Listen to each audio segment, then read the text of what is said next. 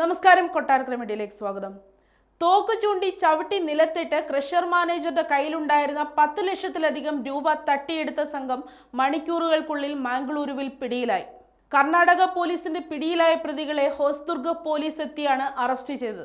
ബീഹാറിലെ ഇബ്രാൻ, മാലിക്, ഒരു അസം സ്വദേശി എന്നിവരാണ് അറസ്റ്റിലായത്.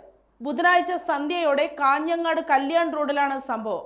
ജാസ് ഗ്രാനൈറ്റ്സ് എന്ന ക്രഷറിന്റെ മാനേജർ കോഴിക്കോട് സ്വദേശി രവീന്ദ്രനിൽ നിന്നാണ് പണം തട്ടിയെടുത്തത്.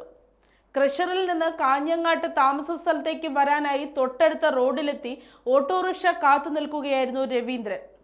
ആളൊഴിഞ്ഞ സ്ഥലമായിരുന്നു. പെട്ടെന്ന് 3 അംഗ സംഘം എത്തി തോക്ക് ചൂണ്ടുകയായിരുന്നു.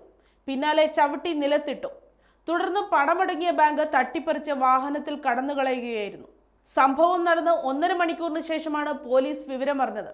റെയിൽവേ സ്റ്റേഷനിൽ വാഹനം ഉപേക്ഷിച്ച് പ്രതികൾ തീവണ്ടിയിൽ രക്ഷപ്പെട്ടതായി മനസ്സിലായി.